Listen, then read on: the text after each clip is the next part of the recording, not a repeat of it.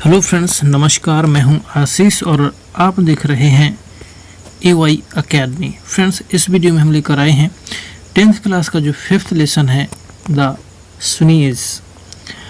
यहाँ पर हम इसको करेंगे डिस्क्राइब हिंदी में, तो चलिए हमारे साथ में बने रहिए।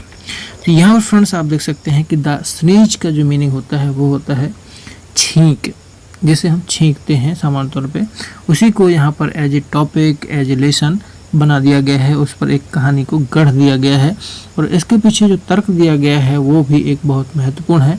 हो सकता है कि आपको, और मेरा मानना है कि ये जो हैबिट होती है बचपन में अधिकांश लोगों की होती है, और महिलाओं में ये जो आदत होती है या उसको हम चिंता, एक परेशानी कह दें, वो उनमें ज़्यादा पाई जाती है सामान्य तौर पे।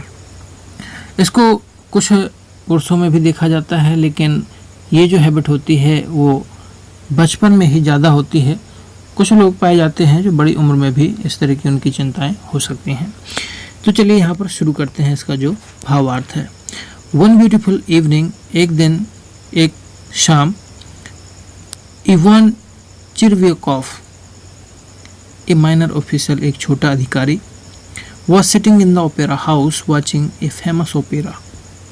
ओपेरा हाउस में, जैसे थिएटर सामान्य तौर पर बोला जाता है, उसे ओपेरा हाउस भी कहते हैं, मैं बैठा था वॉचिंग ए फेमस ओपेरा, और एक थिएटर देख रहा था, एक फिल्म मूवी, एक प्रसिद्ध मूवी देख रहा था। एज ही सेट देयर, जैसे ही वहाँ पर बैठा, ही फेल्ट एक्सट्रीमली रिलैक्स्ड, तो उसे बड़ा ही आराम और खुशी महसूस हुई। But suddenly his face grew wrinkled, लेकिन अचानक उसके चेहरे पर झुर्रियाँ दिखाई दी। हिज आइज रोल्ड, उसकी आँखें घूमने लगीं, उसकी आँखें घूमी। And he held his breath, और उसने अपनी सांसों को रोका। He took off his glasses, उसने अपने चश्मे को उतारा। बेंट फॉरवर्ड, आगे की तरफ झुका। एंड हाथ छू, ही स्नीज्ड, और उसने छींक दिया। Now sneezing is not prohibited to anyone, अब छींकना किसी के लिए भी निषेध नहीं है, या छींकने के लिए किसी को मनाही नहीं है। पिजेंट स्नीज, किसान छींकते हैं। The chiefs of police sneeze, police के प्रमुख अधिकारी जो हैं वो भी छींकते हैं। एंड इवन पॉलिटिशियन स्नीज, यहाँ तक कि राजनेता भी छींकते हैं। एवरीवन स्नीजेस, हर कोई छींकता है, नेचुरली, यह प्राकृतिक है। Chirvikov did not feel embarrassed at what he had done. चिरविकोव, इसके लिए जो उसने किया था उसे कोई परेशानी महसूस नहीं हुई। He wiped his nose with his handkerchief, उसने अपने रुमाल से अपनी नाक को पोंछा। And glanced about him politely to make sure that he had not disturbed anyone by his sneezing, और बड़ी ही नम्रता से उसने चारों तरफ नजर दौड़ाई, ये सुनिश्चित करने के लिए that he had not disturbed anyone by his sneezing, कि उसके छींकने से किसी को कोई डिस्टर्बेंस तो नहीं हुआ। ग्लेंस्ड का मतलब होता है नज़र डालना, वाइप्ड का मतलब होता है पोंछना, और नोजबाई नाक, हैंडकरचीफ में होता है रुमाल। एम्ब्रेस्ड का मतलब होता है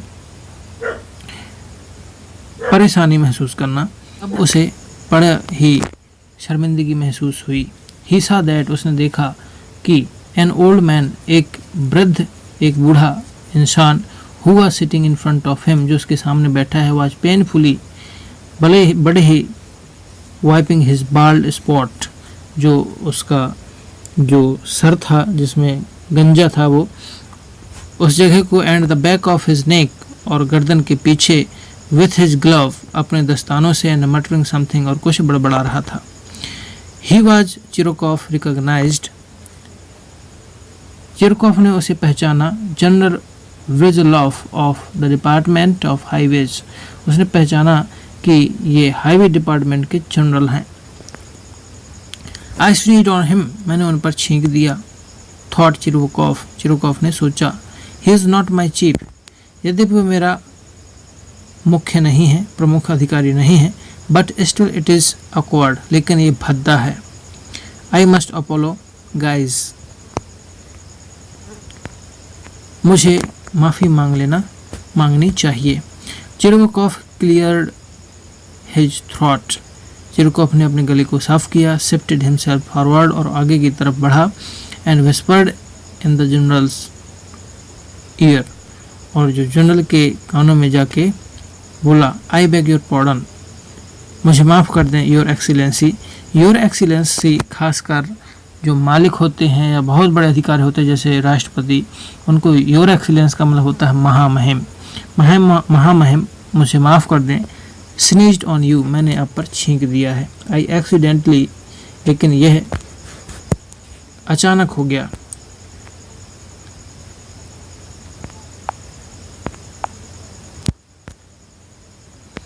आई एक्सीडेंटली, यह अचानक हुआ। नेवर माइंड, कोई बात नहीं है, कोई बात नहीं है।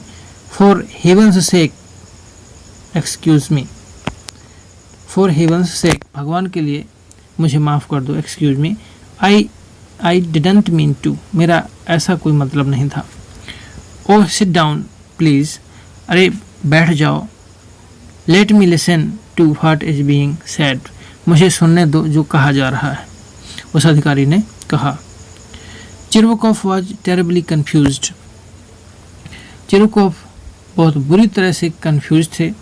ही स्माइल्ड आइडियोटिकली, उसने बड़े ही मूर्खतापूर्ण तरीके से मुस्कुराया। And began watching the opera again, और पुनः थिएटर देखने लगे। He looked at the stage, उन्होंने स्टेज की तरफ देखा। But no longer felt happy, लेकिन काफ़ी समय तक उन्हें खुशी महसूस नहीं हुई। Anxiety was beginning to trouble him, चिंता उन्हें परेशानी में डाल रही थी।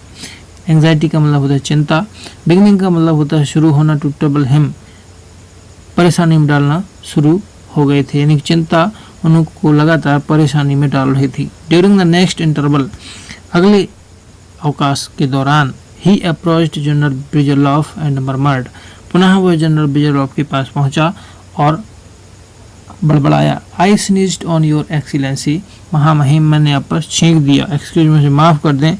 यू सी, आपने देखा। I did not do it to, मैंने ये किसी खास उद्देश्य से नहीं किया। ओह इनफ ऑफ दैट, अरे भाई ठीक है, बहुत हो गया। I had already forgotten about it, मैं इसे ऑलरेडी पहले ही भुला चुका हूँ।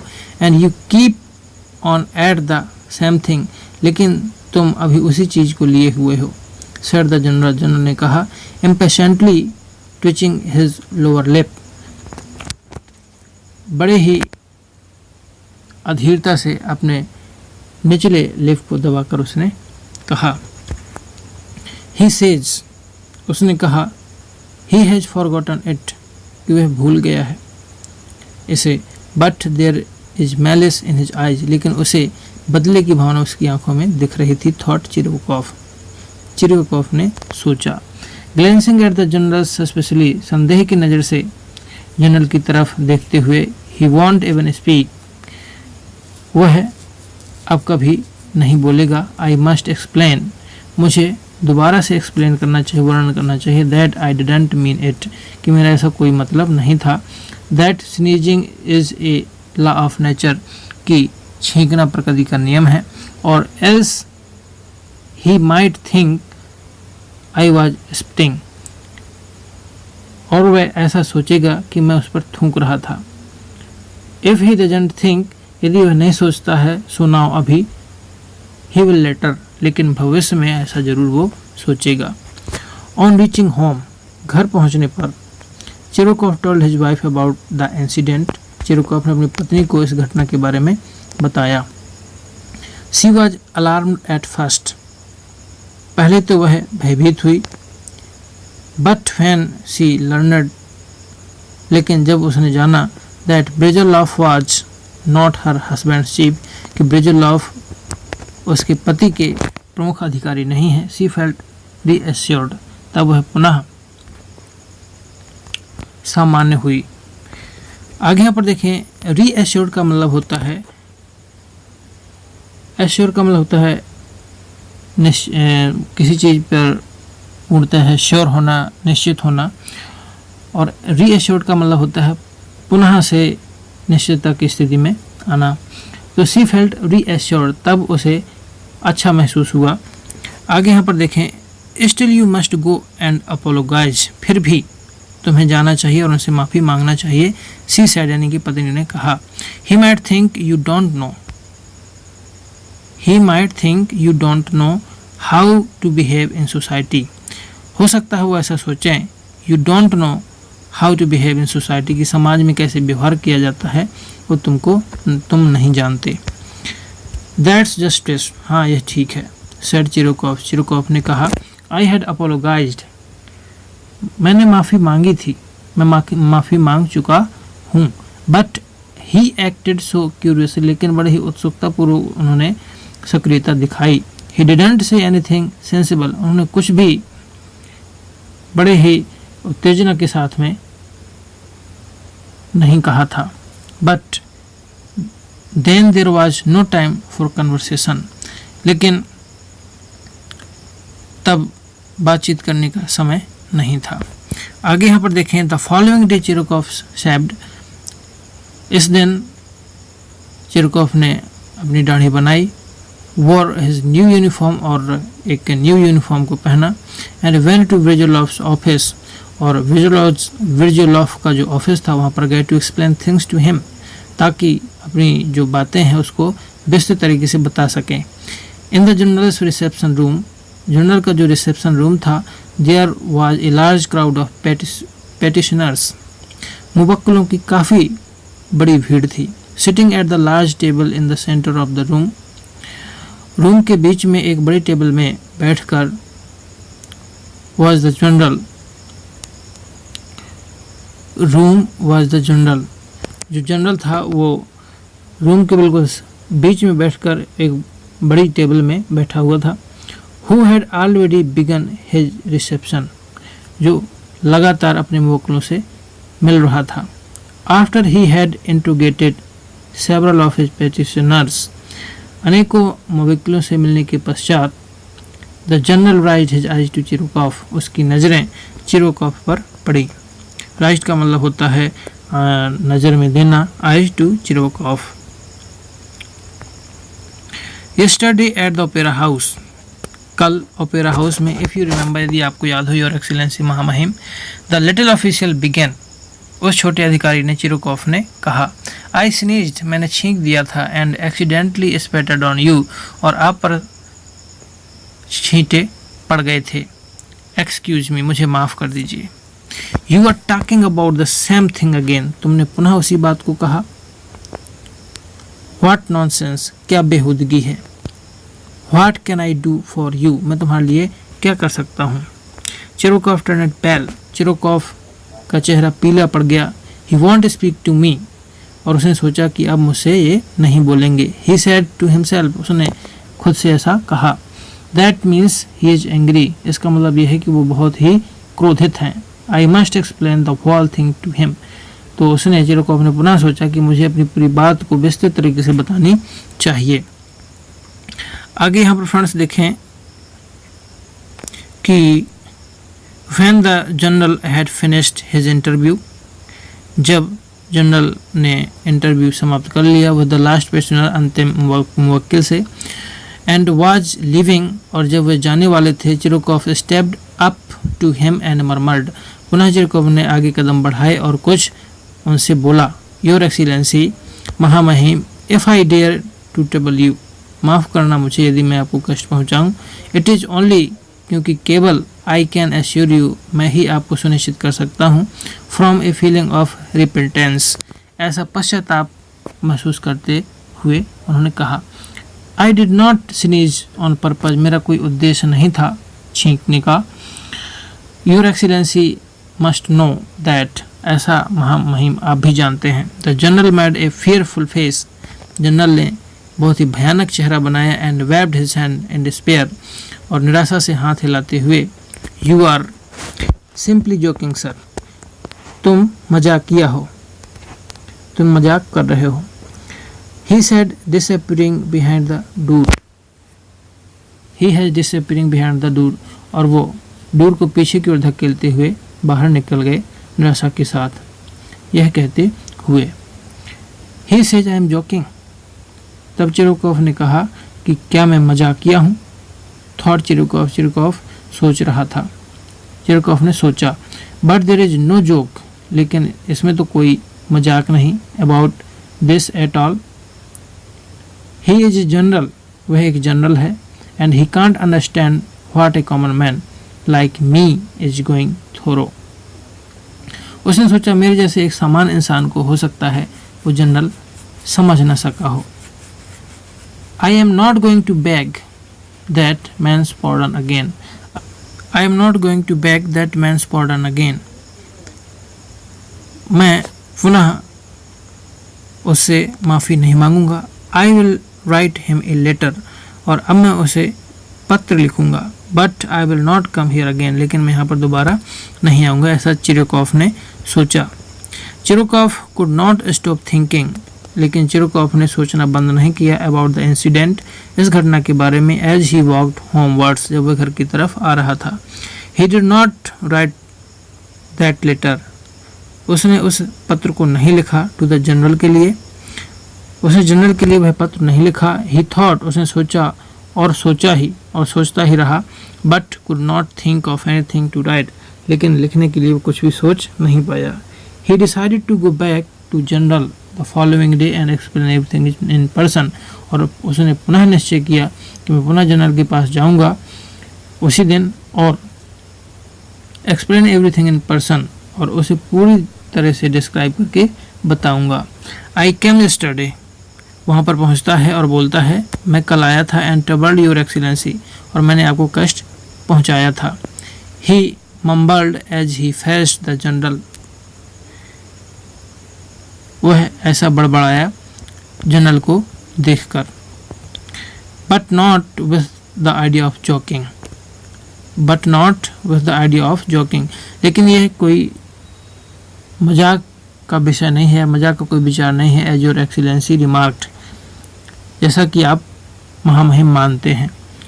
आई wanted to ask for your forgiveness because when I sneezed, मैं चाहता हूँ आपसे पूछना योर फॉरगिवनेस, कि आप इसको भूल जाएं। बिकॉज व्हेन आई स्नीज्ड, क्योंकि मैंने जब छींका था। I did not dream of joking, मेरा मजाक करने का कोई सपना नहीं था।